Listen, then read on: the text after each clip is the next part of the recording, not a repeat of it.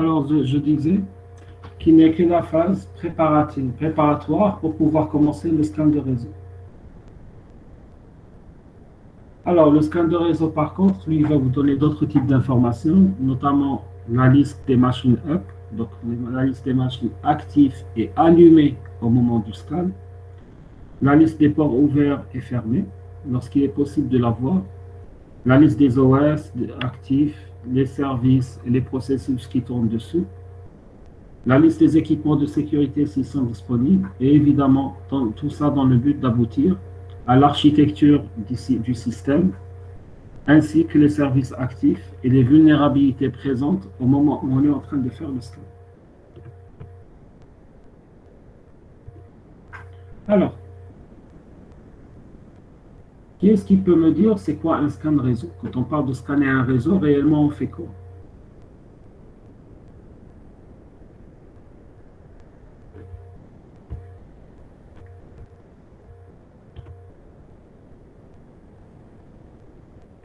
Selon vous, ça consiste à quoi de faire un scan du réseau? Non, le sniffing, c'est autre chose. C'est de la capture de paquets. Alors, effectivement, quand on fait un scan, c'est en quelque sorte, on essaie d'envoyer des requêtes. Donc, un scan, c'est quoi? C'est généralement des procédures, ou bien des données qu'on va envoyer vers des machines, ou bien vers des hôtes, afin d'essayer déjà de connaître est-ce que les ports sont ouverts ou non. Pourquoi est-ce qu'on cherche à savoir si les ports sont ouverts ou non? C'est pour déjà savoir si on peut communiquer avec cette machine ou si on ne peut pas communiquer avec elle. Ensuite, une fois qu'on sait si on peut communiquer avec elle ou non, on pourra savoir quels sont les ports, les services qui tournent sur une machine, sur un réseau. Alors, la question que je vous pose avant de rentrer vraiment dans le vif du sujet, c'est quoi les ports? D'abord, c'est quoi les ports sur une machine? Il y a combien de ports sur une machine? Et c'est quoi cette notion de port? D'accord? Il y a Hamdini qui nous dit qu'il y a 65 000 et quelques ports.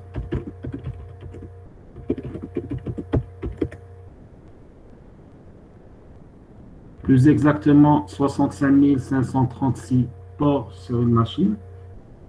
D'accord? Mais c'est quoi ces ports? Ils servent à quoi? Surtout qu'on nous dit généralement de port 0 jusqu'au port 1023, c'est des ports réservés. Le reste, c'est des ports non réservés. Mais c'est quoi cette histoire de ports? Ils servent à quoi?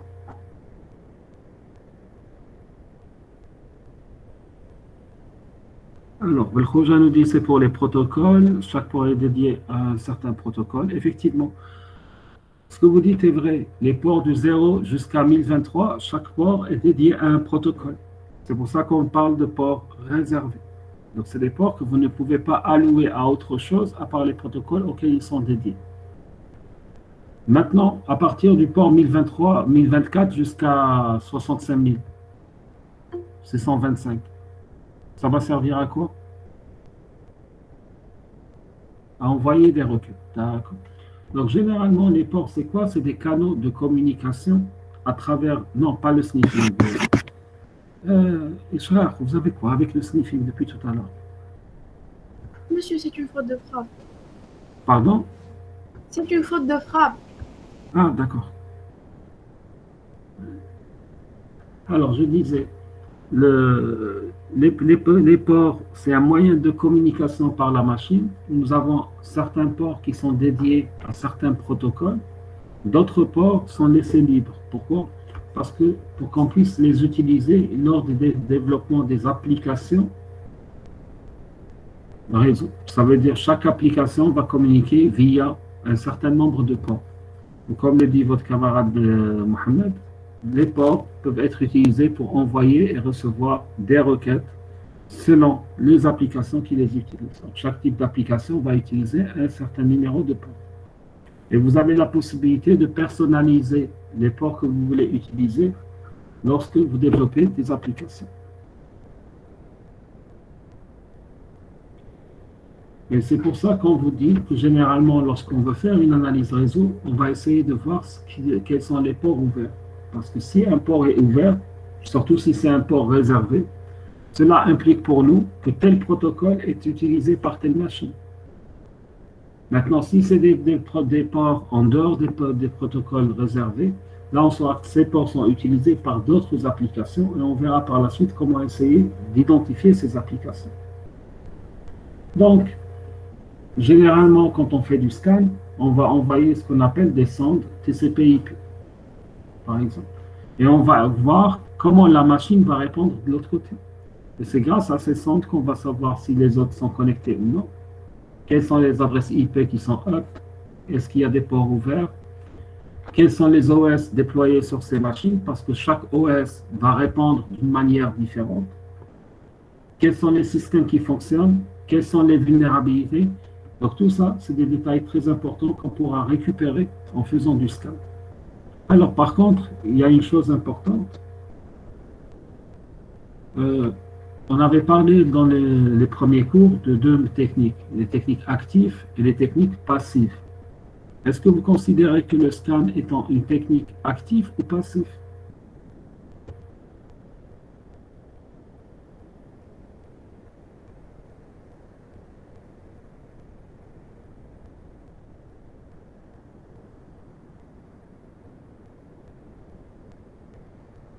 C'est une interaction directe, monsieur. Donc c'est actif.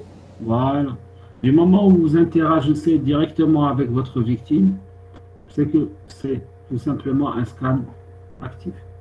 Alors, quand on parle de communication réseau, on ne peut pas éviter de parler des flags TCP, parce que c'est le protocole que vous allez utiliser le plus. Donc, on va utiliser du TCP, on va utiliser de l'IDP. Bon, je pense que vous avez déjà vu ça dans vos cours réseau. C'est quoi une trame TCP, qu'elle est composée de 32 bits, etc., qui a port source, port de destination, et qui a surtout, ce qui nous intéresse, nous, en sécurité, c'est les flags TCP. Alors, il y a les 6 flags qu'on va utiliser, qu'on utilise généralement. Il y a le flag urgent, pour dire que le paquet est prioritaire, qui doit être traité dans l'immédiat. Le flag fin, pour dire que c'est le dernier paquet envoyé. Le flag reset pour réinitialiser la connexion, le putsch pour envoyer immédiatement toutes les données du buffer, l'ACK, c'est pour confirmer la réception, c'est l'accusé de réception, et le SYN, c'est pour synchroniser la connexion entre les autres. Bon, je ne vais pas m'attarder sur ça, je pense que vous connaissez tous les détails. Alors, par contre, quand on fait une communication en TCP, le principe de base, le three-way handshake, qui est-ce qui peut nous l'expliquer? Normalement, c'est là que les GTR doivent se manifester. D'accord. Et la terminaison de la session? Donc la deuxième figure? Four-way handshake. J'ai pas entendu, pardon. Monsieur, la terminaison, c'est la fin, c'est four-way handshake. Voilà, tout simplement. Ok. Alors, bon, ça c'est uniquement des notions de base qui a été nécessaire de connaître. Alors, il faut savoir que pour faire le scan, on ne le fait pas sans outil généralement. L'un des outils les plus utilisés, que vous allez utiliser longuement, c'est l'outil Nmap. Alors pour Nmap, vous avez plusieurs versions. Vous avez la version graphique, vous avez la version textuelle, etc. Ce n'est pas les outils qui manquent. Alors, généralement, Nmap est utilisé souvent par les administrateurs réseau pour notamment faire un inventaire de ce qu'ils ont sur leur réseau. Donc Nmap, c'est un outil qui est assez puissant quand même. Il va vous fournir énormément d'informations. Vous allez voir ça en TP et en TD par la suite. Et il va vous permettre surtout de récolter toutes les informations possibles sur votre réseau, notamment la liste des hôtes, les noms de nombre de ports ouverts, fermés, les services qui tournent, le type de filtre de paquet, le device déployé, etc. Seulement, il faut savoir que certaines requêtes Nmap vont prendre énormément de temps. Donc, tout dépend de la complexité de la requête que vous allez faire. Il y a des requêtes simples pour lesquelles vous allez avoir des réponses immédiates. Il y a des requêtes qui peuvent durer plus d'1 heure et demie, voire 4 heures des fois. C'est pour ça que je vous dis, tout dépend de la requête que vous allez faire de sa complexité. Il faut savoir aussi que Nmap est un outil intrusif. Qui dit intrusif, ça veut dire qu'il se fait facilement détecter par les équipements de sécurité. C'est pour cela qu'il y a certaines commandes de Nmap, qu'on verra par la suite, qui vont utiliser du scan, d'autres catégories de scans qu'on appellera des scans furtifs.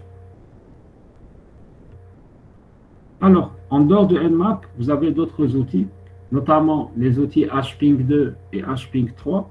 Alors, c'est des outils de commande en ligne que vous allez trouver surtout sur Linux, qui vont vous permettre de ce qu'on appelle fabriquer des paquets destinés au protocole TCP/IP.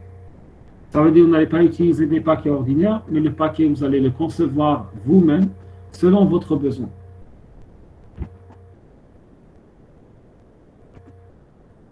Donc pour HP, vous avez un certain nombre de commandes. Bon, on ne va pas rentrer dans le détail maintenant. Alors, par exemple, si vous voulez faire un scan, donc envoyer un paquet ICMP ping, c'est tout simplement mon hping-1, vous donnez l'adresse IP. Ou bien vous pouvez carrément faire des requêtes beaucoup plus compliquées en faisant un SYN flooding, donc en essayant de faire un denial of services chez la victime. Donc carrément, vous donnez un -S, vous donnez des adresses, l'adresse de diffusion, etc., en définissant le port que vous voulez saturer. Maintenant, il y a aussi d'autres outils de scan, notamment vous avez Metasploit. Alors, est-ce que vous en avez déjà entendu parler? Pour les gens qui s'intéressaient à la sécurité avant, est-ce que ça vous dit quelque chose, Metasploit?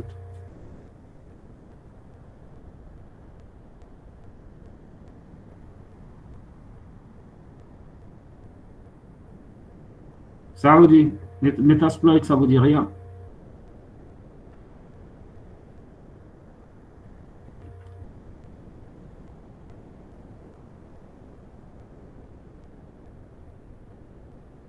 Mamri. Alors, Metasploit, c'est tout simplement un framework que vous allez trouver sur pas mal de distributions, notamment Kali, Power Security, etc. Alors, c'est un framework qui va vous permettre tout simplement de lancer des exploits sur les machines des victimes. Pourquoi? Parce qu'il a déjà des exploits préconfigurés, donc il vous suffit de paramétrer ces exploits pour mener vos attaques à bien. Normalement, quand on arrivera à la partie hacking, on va voir Metasploit dans le détail. En même temps, Metasploit va vous permettre aussi de faire des scans sur les réseaux. C'est un outil qui est utilisé pour faire des pentests, effectivement, M. Moukhouji. Enfin, ça dépend comment vous voyez les choses. Vous pouvez l'utiliser pour faire des pentests, quand vous pouvez l'utiliser pour faire des attaques réelles.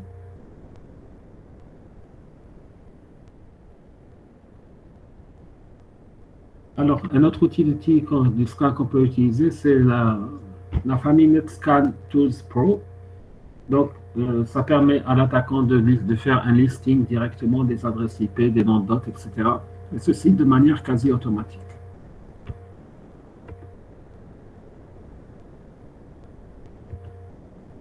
Maintenant, les outils qu'on vient de voir, c'est des outils que vous allez utiliser sur un environnement desktop. Vous avez toujours le moyen de faire du scan sur un environnement mobile. Ça veut dire qu'il y a des applications que vous pouvez installer sur votre téléphone mobile pour scanner n'importe quel réseau sur lequel vous êtes, dès que vous êtes connecté à un Wi-Fi ou autre. Vous avez par exemple IP Scanner, Fing ou bien Network Scanner.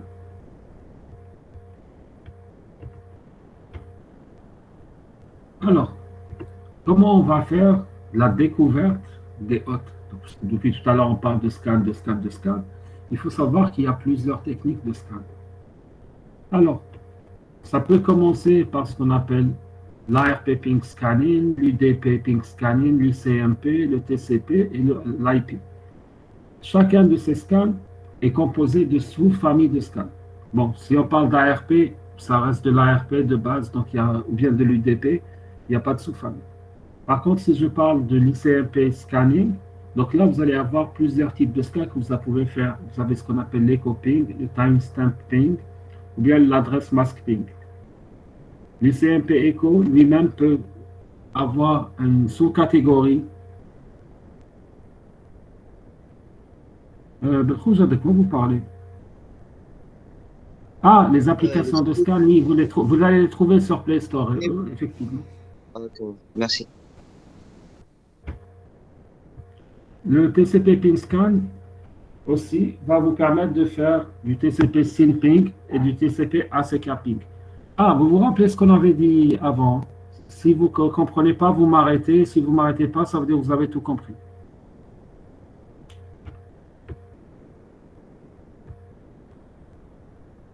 Alors, maintenant, on va essayer. Alors, vous avez vu les familles de scans qu'on vient de voir maintenant. Durant le cours, maintenant, on va essayer de détailler chacune de ces familles de scans pour voir exactement c'est quoi. Alors, si on commence par l'ARP, par le ping ARP ou UDP, alors, dans le cas de l'ARP ping scan, il faut savoir que l'attaquant, qu'est-ce qu'il va faire? Il va envoyer tout simplement une sonde ARP vers la victime. Et automatiquement, généralement, dès que vous avez une réponse de la sonde ARP, ça veut dire tout simplement que votre victime est active. Pourquoi est-ce qu'on va faire ça? Parce que généralement, lorsque je suis en périphérie d'un réseau, donc Edge Network, donc je ne sais pas ce qu'il y a comme machine à l'intérieur de ce réseau. Donc qu'est-ce que je fais? Je sais déjà que ce réseau, par exemple, il est sur le réseau 10.10.10.0/24, petit exemple. Donc, qu'est-ce que je vais faire? Je vais essayer d'envoyer des sondes ARP vers toutes les adresses possibles et imaginables. Là, vous avez un exemple, par exemple, un exemple où on a utilisé Nmap, où on a fait Nmap-SN, alors -SN pour faire un ping, un scan ARP, sur l'adresse 10.10.10.10. Donc, si j'ai une réponse, ça veut dire que le host est connecté. Si je n'ai pas de réponse, ça veut dire qu'il n'y a aucune machine sur cette adresse. Et là, ça me permet de récupérer les adresses IP actives. De la même manière, je peux faire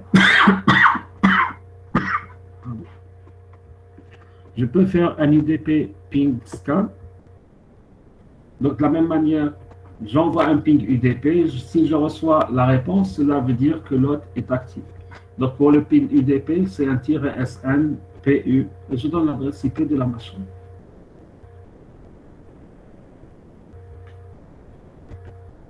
Maintenant, vous allez voir par la suite que des fois, l'absence de réponse ne veut pas dire que la machine n'est pas allumée. Parce qu'on peut avoir certains équipements de sécurité, par exemple, si je traverse un pare-feu, le pare-feu ou bien le firewall, il peut être programmé de telle manière à ne pas répondre à ce type de requête. Donc l'absence de réponse signifie deux choses. Soit la machine est down, soit je suis en train de traverser un équipement de sécurité qui empêche mes requêtes d'aboutir, ou bien mes requêtes d'arriver carrément jusqu'à la machine. Il y a aussi un autre cas de figure où les machines même sont programmées pour ignorer ces requêtes. Ça veut dire qu'elles ne répondent pas à un scan de type ARP ou bien UDP. Alors, nous avons un autre type de scan, ce qu'on appelle le scan par ICMP Echo Ping. Généralement, c'est quelque chose que vous connaissez tous. C'est quand vous faites ping adresse IP. C'est ce qu'on appelle un envoi. Vous envoyez un ICMP, vous recevez un Echo Ping. Donc, vous envoyez une requête Echo ICMP vers un autre. S'il est connecté, il répondra par un ICMP Echo. Généralement, c'est un scan qu'on utilisera pour localiser les équipements actifs et pour savoir si on traverse un pare-feu ou non. Parce qu'on sait pertinemment que les ICMP Echo Ping sont bloqués généralement par tous les pare-feux. Alors, qu'est-ce que vous ne pouvez pas savoir, M. Benkoua? Je n'ai pas compris votre question.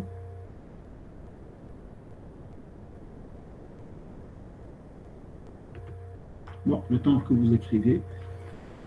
Ah non, oui. Je vous ai dit, si la machine répond, c'est qu'elle est active. Si elle ne répond pas, c'est que soit elle n'est pas active, soit il y a un pare-feu. Soit il y a un mécanisme de sécurité. Généralement, à ce stade, c'est les seules réponses qu'on peut avoir.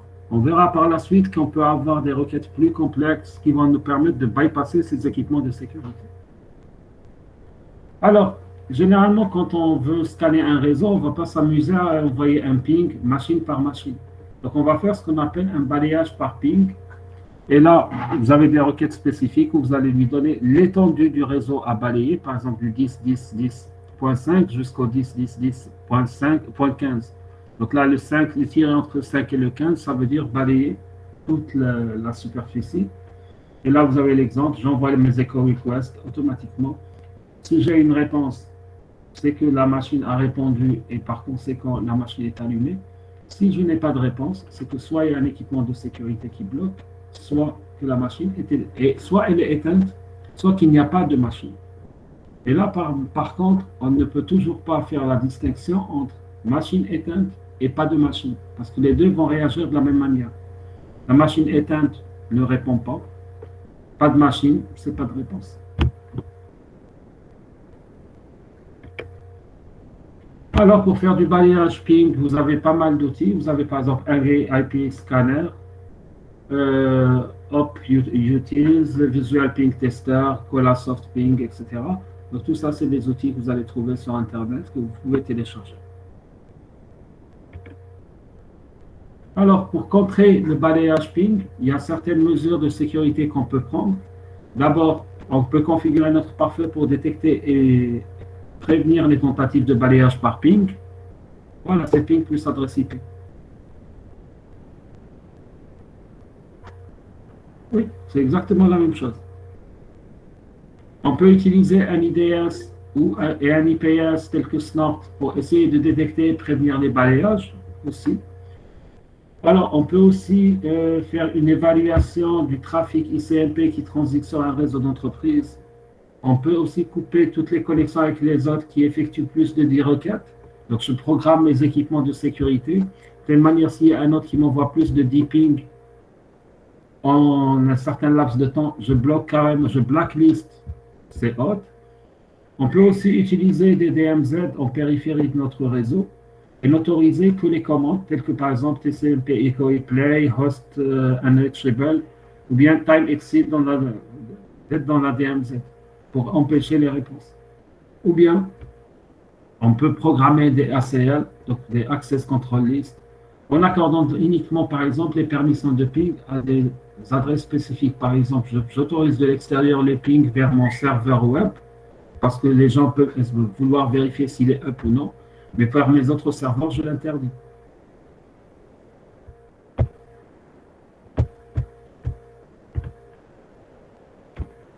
Maintenant, il faut savoir que le ping n'est pas la seule technique qui existe. Il existe aussi d'autres techniques pour la découverte d'hôtes sur le réseau. Il y a ce qu'on appelle les CMP Timestamp and Alias Mask Ping Scan. Alors, dans cette technique, c'est une alternative, donc c'est une solution de substitution à l'ICMP Echo. Donc là, qu'est-ce qu'on va faire? On va utiliser un ping scan pour déterminer quand est-ce que l'hôte est actif. Surtout si l'administrateur a bloqué les ICMP Echo Ping. Donc là, ce n'est pas un ICMP Echo normal. Donc là, on utilise avec un timestamp. On peut l'utiliser aussi, on peut faire aussi ce qu'on appelle un TCP SYN Ping Scan. Donc là, qu'est-ce qu'on va en faire? On va envoyer tout simplement un paquet TCP SYN qui est vide vers une machine cible. Et si je reçois un ACK, ça veut dire tout simplement que l'hôte est actif. Et automatiquement, qu'est-ce que je fais quand je reçois le ACK? Je lui envoie un U7. Pourquoi j'envoie le U7? C'est tout simplement pour éviter de me faire détecter par la suite par comment on appelle ça? Par les équipements de sécurité. On peut faire aussi un TCP ACK ping. Donc, qu'est-ce que je fais? J'envoie tout simplement un paquet TCP ACK vide. Une réponse U7 voudra dire tout simplement que l'hôte est actif. Il y a aussi le scan en utilisant le protocole IP. Donc là, j'envoie plusieurs sondes vers la victime en utilisant différents protocoles IP. Par exemple, je peux envoyer de l'UGMP, je peux envoyer de l'UDP. Donc, je fais varier mes protocoles et n'importe quelle réponse signifie que l'hôte est actif. Pourquoi je fais varier mes protocoles? tout simplement pour bypasser les contrôles qui peuvent éventuellement se trouver au niveau des équipements de sécurité. Peut-être que certains protocoles sont fermés, d'autres sont ouverts. Alors, il faut savoir que toutes les quatre techniques qu'on vient de citer maintenant se basent sur quoi? Elles se basent sur des failles ou des vulnérabilités qui existent dans les protocoles. Pourquoi ces vulnérabilités existent? Il faut savoir que les réseaux de télécommunications ne sont pas fiables. Généralement et souvent, il y a ce qu'on appelle des altérations des paquets sur le réseau. Des fois, je peux envoyer un paquet, par exemple un paquet TCP/SYN, pour X raisons, l'information est déformée en cours de route. Donc, la victime va recevoir un paquet vide, par exemple. Donc, à cause de ces risques qui se trouvent sur le réseau, les concepteurs des protocoles ont fait en sorte que la machine, quand elle reçoit, par exemple, un paquet vide, elle ne va pas l'ignorer. Pourquoi? Parce que ça peut être un paquet qui fait partie d'un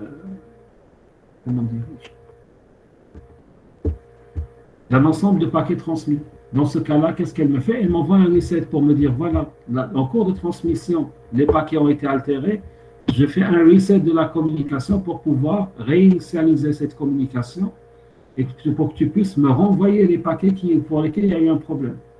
Donc moi, je profite de cette spécificité du protocole pour envoyer directement un paquet vide pour avoir ce reset. Parce que je sais pertinemment, par exemple, que cette machine va me bloquer si j'envoie un ICMP écho. Par contre, si elle reçoit un paquet vide, elle est obligée de répondre. Et les équipements de sécurité ne bloquent pas les resets sortants. Parce que si l'équipement de sécurité va bloquer un reset sortant, ça veut dire qu'il va bloquer tout type de communication avec les machines. Parce que sans reset, il y a une bonne partie des paquets qui sont échangés entre les protocoles et une bonne partie des communications qui sera perdue.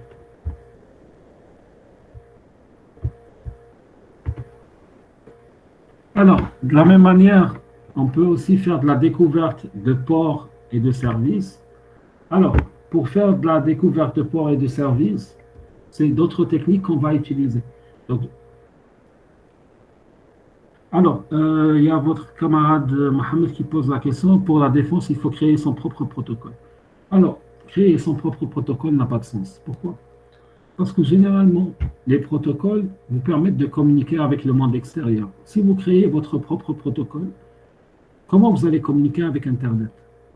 Comment vous allez communiquer avec le monde extérieur? Vous créez votre propre protocole si vous avez votre réseau fermé, où vous n'allez communiquer avec personne. Là, vous êtes libre de créer un protocole qui vous appartient. Mais tant que vous communiquez avec l'extérieur, il faut utiliser un protocole normalisé. Parce que votre protocole ne sera reconnu par aucun équipement réseau. Donc, vous n'allez même pas pouvoir vous connecter à Internet. Alors, de la même manière qu'on a vu les différents types de scans pour savoir si une machine est up ou bien down, il y a d'autres types de scans qu'on peut utiliser pour faire du scan de port. Alors, là, on va se baser aussi. Alors, il faut savoir que, pour répondre à M. Hamdini, il y a toujours des moyens de protection. Il faut savoir qu'en sécurité, comment ça se passe. Les attaquants trouvent une vulnérabilité, ils l'exploitent. Les gens qui font de la sécurité vont trouver une technique pour les contrer. Dès que les uns trouvent une technique, les autres vont retrouver une autre faille, et ainsi de suite. C'est pour ça qu'on vous dit que la veille est quelque chose de très, très important. Parce qu'aujourd'hui, vous connaissez une faille, peut-être d'ici 3 mois, la faille n'existera plus. Il y a eu un correctif, il y a eu une autre faille qui a été découverte dans le correctif. Ou bien carrément une méthode était utilisée, on a trouvé une vulnérabilité dans cette méthode, comment l'exploiter. Entre-temps, on a trouvé une nouvelle méthode qui est légèrement différente de la première, mais tout le monde a contre la première méthode.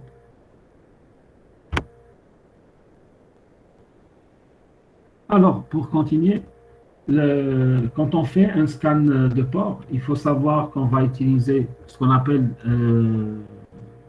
du Service Discovery.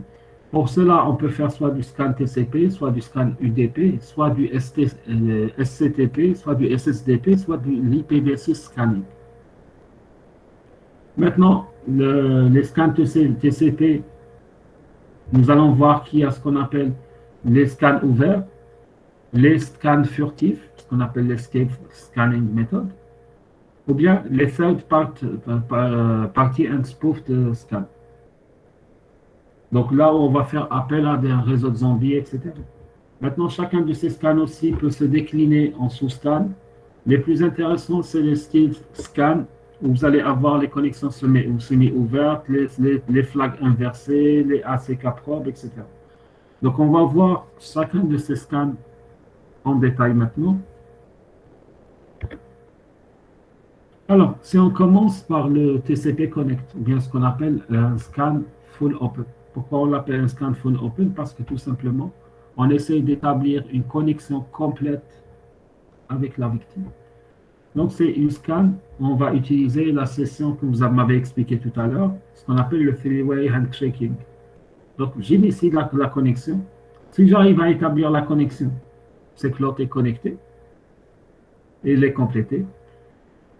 Par contre, le scan va être détecté, il va être journalisé, mis dans les journaux de log. Tous les équipements de sécurité vont savoir que vous avez fait le scan. C'est un scan qui ne nécessitera aucun privilège. Alors, comment ça se passe? J'envoie un SYN, je reçois un SYN ACK, ensuite j'envoie un ACK, un reset. C'est bon pour moi. C'est un port ouvert. J'envoie un SYN, je reçois un reset. Pour moi, c'est un port fermé. Donc là, c'est le scan le plus basique, le plus facilement détectable. Alors, un autre type de scan, c'est ce qu'on appelle les stealth scans, ou bien le scan semi-ouvert. Donc, tel que son nom l'indique, je ne vais pas établir une connexion complète, mais je vais établir ce qu'on appelle une semi-connexion. Donc là, je vais réinitialiser la connexion, et au milieu de la connexion, je vais l'annuler. Alors, pourquoi est-ce que on va utiliser cette technique? Tout simplement pour essayer de bypasser un peu les équipements parfaits. Donc, j'essaie de cacher mon scan sous, si vous voulez, l'apparence d'un trafic régulier qui n'a pas abouti. Donc, j'envoie un SYN. Dès que je reçois un SYN ACK, je lui envoie un reset. Tout simplement. Et bien sûr, si je reçois un SYN ACK, c'est que le port est ouvert. Si je reçois un reset, c'est que le port est fermé. Alors, une autre technique, c'est ce qu'on appelle l'inverse TCP flag scan. Donc, dans ce cas-là, qu'est-ce que je vais faire en tant qu'attaquant? J'envoie une sonde TCP avec un flag, que ce soit FIN, urge ou bien putsch. Ou bien carrément, je l'envoie sans aucun flag. Si je n'ai pas de réponse, ça veut dire que le port est ouvert. Si je reçois un reset, ça veut dire que le port est fermé.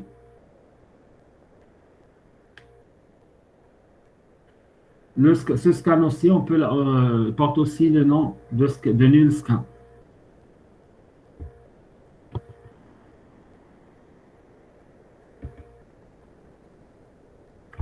Alors, une autre technique de scan aussi, c'est ce qu'on appelle le XMAS scan. Alors, là, qu'est-ce que vous allez faire? Vous allez, de la même manière que tout à l'heure, vous allez envoyer un flag FIN, urge ou putsch. Mais vous allez définir. Donc, l'analyse fin va fonctionner uniquement avec les systèmes d'exploitation qui ont une implémentation basée sur la RFC 793. Donc, ça veut dire que ça ne marchera pas avec les versions les plus récentes de Windows. Donc, ça ne marche pas avec Windows 10, ça ne marche pas avec Windows 7. Bon, avec 11, honnêtement, je n'ai pas testé, mais je pense que ça ne marchera toujours pas. D'accord? Donc, ça marchera avec des versions antérieures à Windows 7.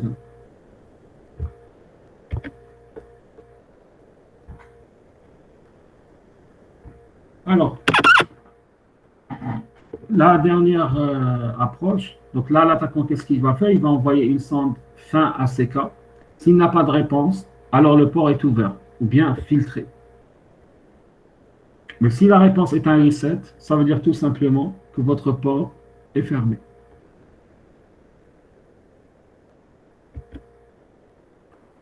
Il y a le fin scan. Alors là, c'est un peu différent parce que c'est un processus où on envoie le paquet avec uniquement un flag fin. Ça veut dire quoi? Ça veut dire que vous n'avez rien envoyé avant. Vous envoyez un flag fin vers la victime. Et là, le paquet, l'avantage de ce flag, c'est qu'il va vous permettre de traverser tous les pare-feux. Donc, si vous n'avez pas de réponse, ça veut dire que le port est ouvert parce que la machine ne comprend pas pourquoi elle a reçu un flag fin alors qu'elle n'a pas reçu de paquet avant. Si vous avez un reset, ça veut dire tout simplement que le port est fermé. Il faut savoir que généralement, les ports fermés, on voit souvent des resets. Pour le scan nul, alors c'est un processus où vous allez envoyer aucun flag. La réponse sera similaire au scan fin ou bien XMAS. Donc pas de réponse ouverte. Un reset veut dire tout simplement que le port est fermé. Par contre, ce scan il est détecté facilement par les pare-feux parce que techniquement, il n'y a aucune raison pour que quelqu'un envoie des paquets sans flag. Généralement, on le fait tout simplement pour ne pas trop saturer le réseau lorsqu'on fait du pen test. Mais si vous faites une attaque réelle, sachez que vous serez immédiatement détecté. Monsieur, Mais, oui. quelles sont les méthodes qui ne sont pas détectables? Alors, les méthodes qui ne sont pas détectables, c'est les méthodes qu'on avait vues tout à l'heure. Alors, vous avez généralement Avec le sous. le fin scan qui n'est pas facilement détectable. Vous avez les inverse TCP flag scan aussi qui ne sont pas facilement détectables.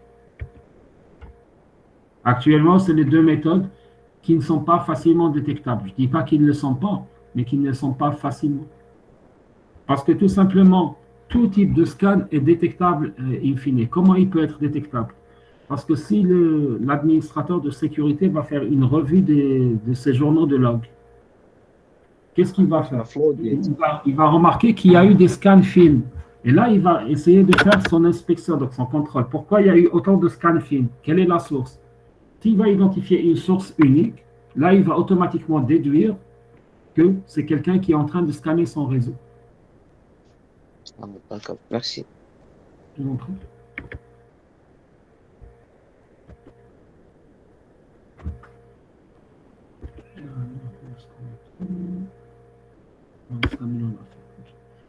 Alors, il y a l'ACK aussi PropScan. Alors, c'est une technique dans laquelle vous allez envoyer votre paquet TCP avec un drapeau ACK vers une cible que vous ne connaissez pas. Et vous allez essayer donc d'analyser l'entête de votre paquet, exactement les deux champs, le champ TTL et le champ window du paquet reset que vous allez recevoir. Pourquoi? Et c'est là que vous allez pour pouvoir déterminer si le port est ouvert ou fermé. Donc, dans ce cas de figure, si vous envoyez l'ACK et vous n'avez pas de réponse, donc là, automatiquement, vous déduisez qu'il y a un pare-feu qui est présent. Si vous envoyez l'ACK et que vous avez votre reset, c'est là que vous allez dire qu'il n'y a pas de pare-feu. Et en examinant les deux champs TTL et reset, vous pouvez savoir si le port est ouvert ou fermé.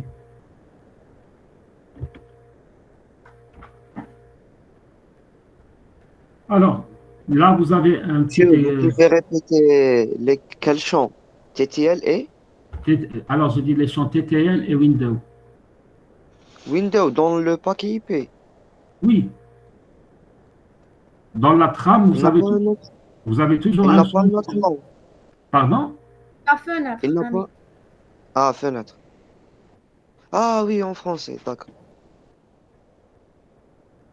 Je n'ai pas compris là votre question, Bekhoja. Ah, c'est bon, monsieur. Je l'ai capté. Alors, si on prend ce petit exemple, alors on est en train de faire un ACK flag propre. Donc, on a envoyé des paquets ACK propres, on a reçu une réponse reset. En analysant la réponse reset, si je vois par exemple que la valeur du paquet RST est inférieure à la borne de 64, je constate que le port est tout simplement ouvert.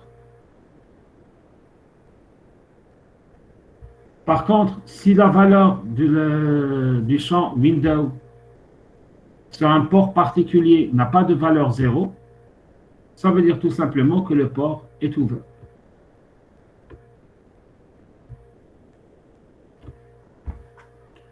Alors, un autre type de scan, c'est ce qu'on appelle le idle avec le IPID Reader Scan. Alors, il faut savoir que c'est une technique qui est très efficace actuellement pour identifier l'état d'un port de votre hôte, tout en garantissant un certain niveau d'anonymat. Pourquoi? Parce que là, on va utiliser ce qu'on appelle un botnet, ou bien un réseau de zombies. Donc, le scan, vous n'allez pas le faire à partir de votre machine, mais vous allez le faire à partir d'une machine tiers que vous allez faire passer pour l'attaquant. Donc, ça veut dire si la cible va faire une enquête pour savoir d'où vient la menace, elle ira forcément, elle va retracer forcément la source du scan vers la machine zombie au lieu de venir vers vous. Il est déjà 9h07. Vous voulez qu'on continue ou qu'on arrête? Parce que là, on a dépassé l'heure du cours.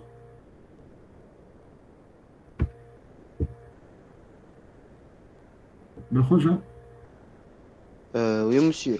vous voulez On qu'on va continue? voir avec la section. Je vous pose la question, personne ne répond. Donc, vous êtes délégué, vous répondez à leur place. Donc, d'accord. Ben, puisque personne ne répond, on continue. Ça a tardé ou pas? Ça dépend. Alors, normalement, le cours fait 74 diapos, on est à la diapo 32, donc ça vous donne une idée.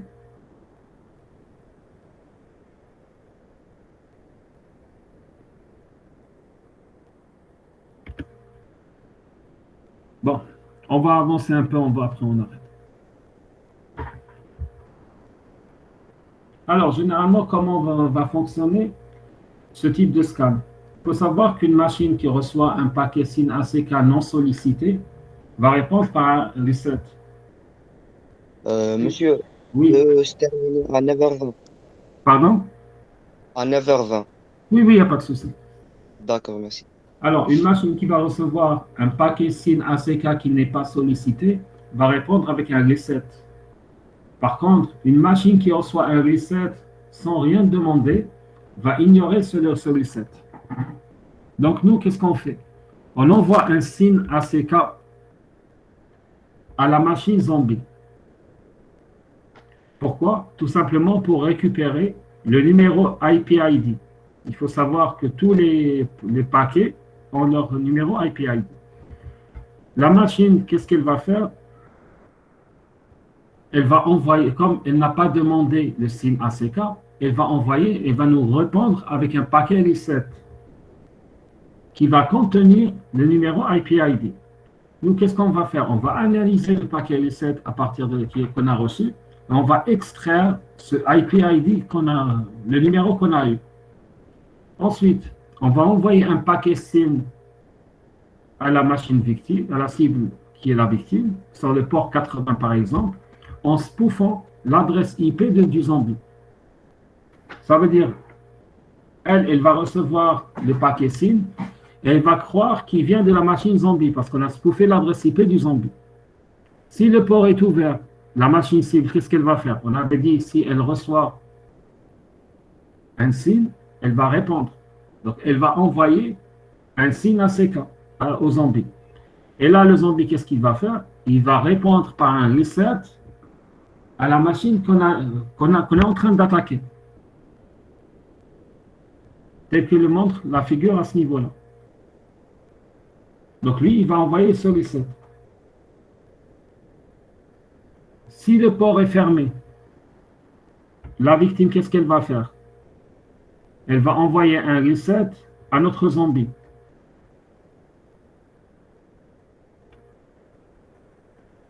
Mais le zombie ne va pas envoyer quoi que ce soit en retour. D'accord?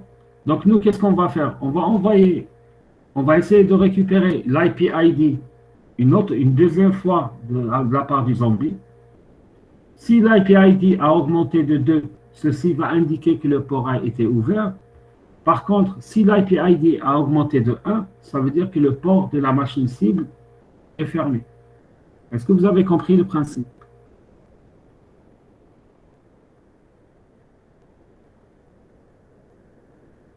Alors, je répète. Alors, vous avez deux règles de base à comprendre. Si vous envoyez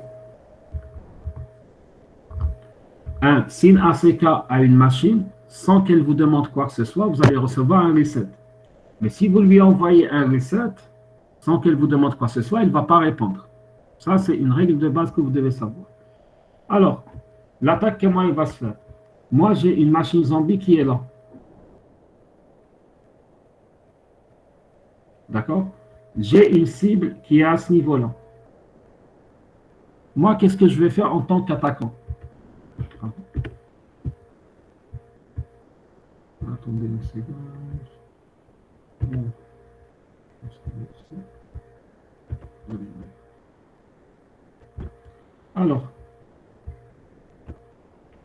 Alors, en tant qu'attaquant qui suis là, qu'est-ce que je vais faire? Je vais envoyer un SYN ACK à mon zombie. On avait dit tout à l'heure qu'un SYN ACK, il répond forcément par un reset. Automatiquement, il va m'envoyer le reset. Quand il m'envoie le reset, je récupère le IP ID. Par exemple, dans mon cas, c'est un 31 337. Une fois que j'ai récupéré le IP ID, qu'est-ce que je vais faire? Je vais envoyer un paquet SYN vers la victime, celle que je veux scanner. Mais seulement en envoyant, je vais spoofer l'adresse IP de la victime, du zombie. Ça veut dire quoi, spoofer l'adresse IP du zombie? Ça veut dire que je vais envoyer un paquet SYN sur lequel je vais mettre adresse source. Ce ne sera pas mon adresse. Ce sera l'adresse IP du zombie. Pour forcer la victime de ne pas me répondre à moi, mais de répondre au zombie. Pourquoi je fais ça? S'il y a enquête par la suite, ce n'est pas moi qui ai scanné, c'est le zombie qui a scanné. Ensuite, comme la victime croit qu'elle a reçu un SYN ACK de la part du zombie, un SYN de la part du zombie, elle va lui répondre en lui envoyant un SYN ACK, dans le cas où son port est ouvert. Lui, quand il va recevoir le SYN ACK, qu'est-ce qu'il va faire? On a dit une machine qui reçoit un SYN ACK sans être sollicitée, elle va répondre par un reset. Donc, il va envoyer un reset. S'il envoie un reset, donc son IP ID va être incrémenté de 1. Il était de 31 337, il devient 31 338. Moi, qu'est-ce que je fais juste après? Je lui envoie un SYN ACK. Donc, lui, il va me répondre par un IP ID, par un reset. Donc, le IP ID va augmenter de 1. Parce qu'il faut savoir que le IP ID augmente de 1 à chaque envoi. Moi, qu'est-ce que je fais? Je compare le premier IP ID que j'ai eu avec le deuxième. Si la différence est de 2, comme c'est le cas ici, ça veut dire qu'entre le IP ID qu'il m'a envoyé, le reset qu'il m'a envoyé, le premier et le deuxième, il a encore envoyé un autre. Et il l'a envoyé à qui? Il l'a envoyé à la machine cible. Donc, vu qu'il lui a envoyé un reset, ça veut dire que le port est ouvert. Parce que dans le cas où le port est fermé, la machine va lui envoyer un reset et non pas un SYN ACK.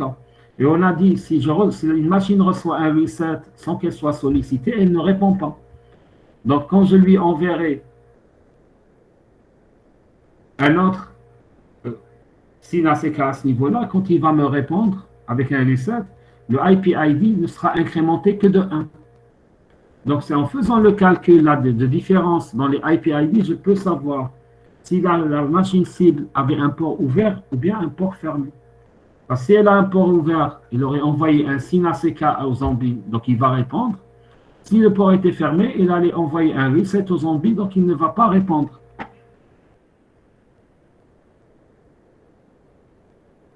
Alors, effectivement, si quelqu'un d'autre va communiquer avec le zombie, ça va faucher le résultat. Seulement, ce qu'il faut savoir, c'est que les requêtes, vous n'allez pas les faire manuellement. Donc, il n'y aura pas un laps de temps. Vous allez faire un script, qu'est-ce qu'il va faire? Il va envoyer 3 requêtes consécutives. Donc, la probabilité que quelqu'un puisse communiquer entre-temps avec votre zombie est vraiment très minime.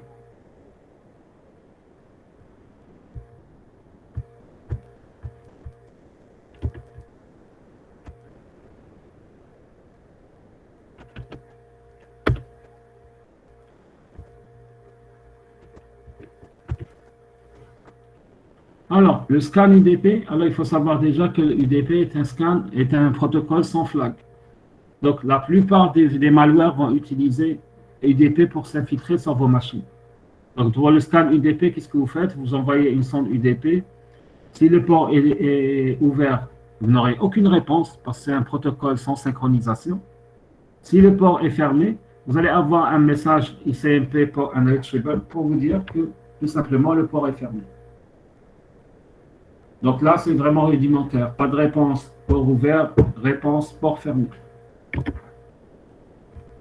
Alors, nous avons un autre type de scan, c'est le SCTP Init Scanning. Donc, dans ce scan, l'attaquant, il va faire quoi? Il va envoyer un bloc init vers la machine cible et une réponse de bloc init plus ACK va vous dire que le port est ouvert. Donc, si je reçois la réponse, ça veut dire que le port est ouvert. Alors qu'une réponse de bloc d'abandon signifiera que le port est fermé.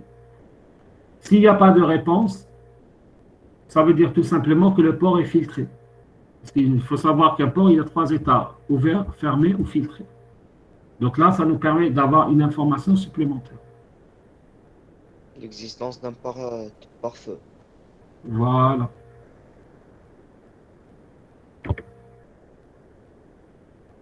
Monsieur, pourriez-vous bien expliquer le port filtré? Port filtré. C'est pas bien. Alors, un port, il a 3 états généralement. Soit il est ouvert, donc il est en écoute, soit il est fermé, soit il est filtré. Il est filtré, ça veut dire quoi? Ça veut dire qu'il n'accepte pas n'importe quoi. Soit qu'il y a un pare-feu avant le port, soit que le pare-feu ne répond pas à n'importe quelle application. Il répond uniquement à des applications spécifiques. Alors, pour le SCTP Cookies Echo Scanning, donc là, qu'est-ce que vous allez faire? Vous allez envoyer uniquement un fragment cookie echo à la cible. Si la cible ne répond pas, ça veut dire que le port est ouvert. Maintenant, si nous recevons une réponse du type chunk about, ça veut dire que le port est fermé. Il faut savoir que ce type de requête n'est pas bloqué par les pare-feux sans état. Seuls les bons IDS sont capables de détecter les fragments SCTP cookie echo. Donc, en quelque sorte, c'est une attaque qui est presque indétectable par tout type de pare-feu, sauf par les pare-feux avec étang.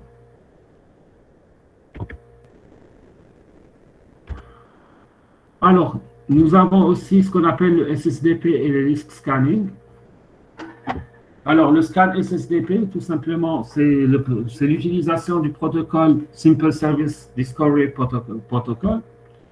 Alors, c'est un protocole réseau qui est utilisé généralement sur les équipements UPnP pour faire tout ce qui est détection plug and play. Alors, la détection plug and play, c'est le fait de mettre un device et qu'il se fasse automatiquement détecter par votre machine. Généralement, c'est un protocole qui est très souvent actif sur les réseaux, mais malheureusement, il est vulnérable parce qu'il permet des attaques de type buffer overflow et des dénis de service. Donc, généralement, l'attaquant, qu'est-ce qu'il va faire? Il va lancer tout simplement la fonction msearch pour essayer de découvrir s'il y a des machines vulnérables à l'exploitation ou non sur le réseau. Bon, on fait le list scanning rapidement et on arrête, parce qu'il est déjà 9h20. Alors, le list scanning, ce type de scan est généralement très simple à générer et il va vous permettre tout simplement d'avoir la liste des machines, alors adresse IP et nom des machines, sans réellement les pinguer. Pourquoi? Parce que là, on va faire tout simplement ce qu'on appelle un reverse DNS resolution. Donc, on va simuler un serveur DNS qui fait des reverse DNS pour essayer d'identifier les noms des hôtes. Voilà. Sur ce, on va arrêter là pour aujourd'hui. Donc, vous aurez votre séance de TD l'après-midi et on continuera la suite du cours la semaine prochaine.